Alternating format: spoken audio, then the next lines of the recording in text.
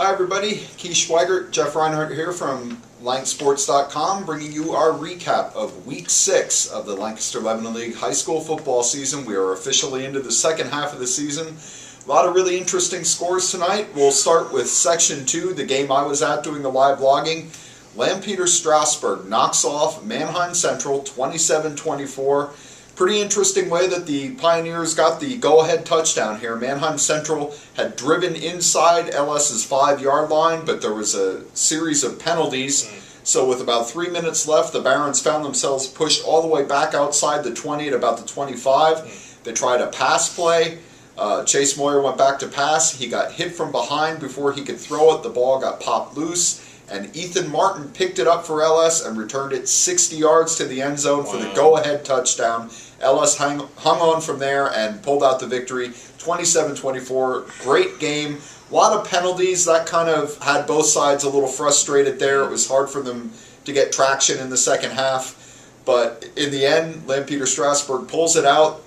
I know they're tied for Conestoga Valley for first place in the section, but CB hasn't played Central or Cocalico or Lebanon or LS for that matter. So I got to say the Pioneers really right now are in the driver's seat there, Jeff. It's a really good game. Very impressive performance by LS. Also a pretty impressive performance by Mannheim Central's defense. I know they were much maligned and much talked about this year already, but they had a good game. They really held LS down especially in the ground game. Pioneers had their hands full tonight, but they pulled it out. We both said during the week, don't be surprised if Central wins this. Did you? I mean, wow! Looked like they were going in for the icing score there, and then Yeah, they had a very long run by Griffith.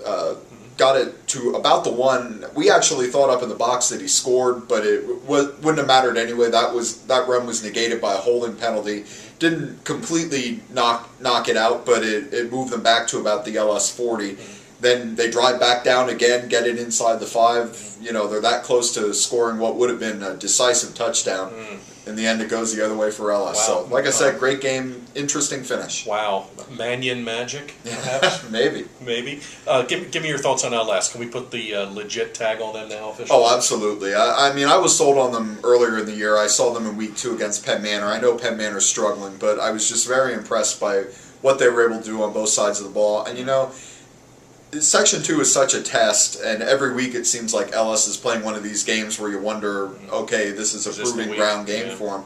But every time they've put together a very impressive performance and come out with a win. Tonight they had to come from behind, which they hadn't had to do pretty much at all this season. And, you know, they were tested, they came through it. So, yes, I think they are legit. Okay. LS stays in a first-place tie, as mentioned, with Conestoga Valley. Buckskins win 25-13 at Solanco. Derek Burkholder, 220 yards and 3 rushing touchdowns for the Bucks. So it looks like they finally found a reliable back they can go to. CV goes to 3-0. They get LS later. CV at Mannheim Central next week. Old school rivalry there. Absolutely. Big news, bad news. Cocalico 42, Lebanon 35 in a shootout. Austin Hartman, the Eagles' outstanding senior fullback, 6 yards short of breaking the school record for rushing tonight in the first half. Goes down with an apparent ankle injury. Had to be carted off the field. He did not return. Last word was he was going to the hospital for an MRI or X-rays. All the best to Austin. Kevin Antwell, 3 touchdowns. Cocalico survives Lebanon for the gets a little payback as Lebanon beat them last year. Don't forget. Last game in Section 2, Garden Spot 20, E-Town 0. Goose egg for the Bears. Wow. John Armbros, reigning Lanksports.com Player of the Week. Did it again, touchdown run, touchdown pass. Spot holds E-Town to 160 yards. Interesting. Let's go to Section 1 now, Jeff, and the score that's going to jump out at everybody. This is not a typo on the ticker, folks. Mannheim Township knocks off Cedar Crest 70-40. Wow. I have a couple of points about this game. I was getting some updates from our writer who was out there, Gordy Jones. Mannheim Township wins the game in spite of the fact that they allowed 40 points, as we mentioned, 583 yards to Cedar Crest. They did it in part on defense, surprisingly enough. In the second half, they forced 4 turnovers, including 3 interceptions, to sort of keep the game from getting out of hand. There were 1,150 total yards of offense in this game.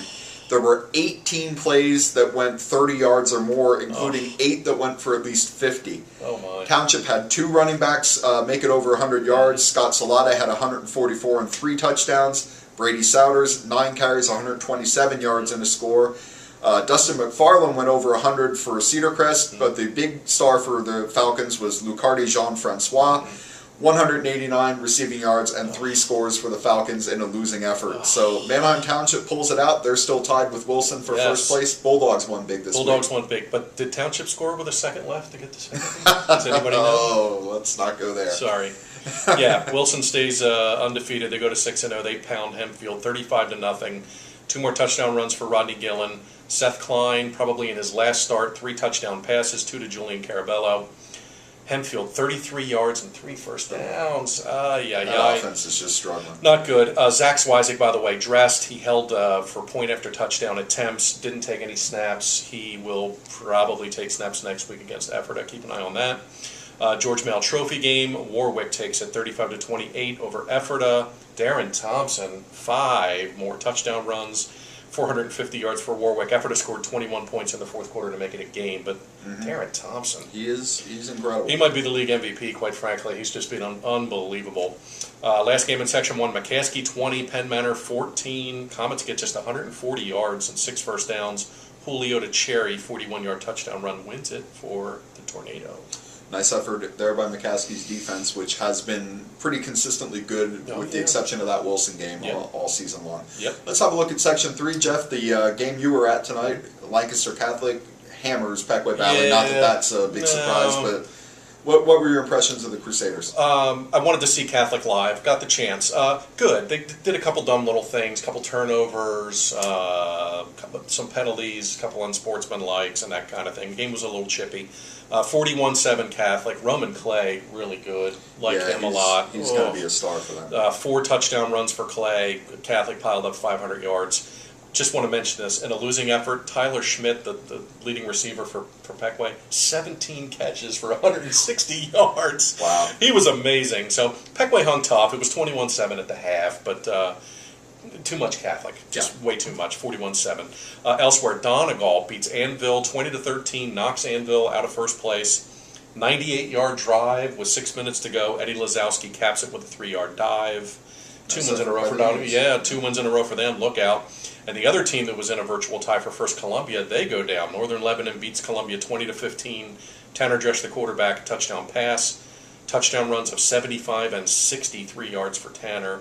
Northern Lebanon beats them. So Catholic is in sole possession of first. Not a big shocker there. Yeah, and we had talked earlier in the week that we thought the winner of the Donegal-Anvil game was probably going to be the second place finisher in Section 3. I don't think either of us think anybody's catching Catholic at this point. No. But Donegal knocks off Anvil, so really they're in control of second place in the section. Looks like it. And Jeff, we have one non-league game, Elko and Camp Hill. What happened there? Camp Hill 34, Elko 14. Elko goes to 0-6. That's oh just my hard goodness, to a believe. couple of 0-5s there. Camp Hill 445 yards. Wow, 0-6 for the Raiders. Week 6. So there you have it. Week 6 is in the books. Be sure to join us next week. Our Spotlight games, Jeff's going to be doing the Manheim Central Conestoga Valley rivalry game, of course. And I think I'm going to stick with Section 1 next week. I'm going to do the McCaskey-Warwick game. That's 2 second-place teams chasing Manheim Township and Wilson. Both of them still have some hopes of catching the Bulldogs and the Blue Streaks, so we'll see how that unfolds. That's a good game. Thanks again for visiting Lanksports.com on Friday night. Enjoy your weekend, everybody, and we'll talk to you next week. Thanks.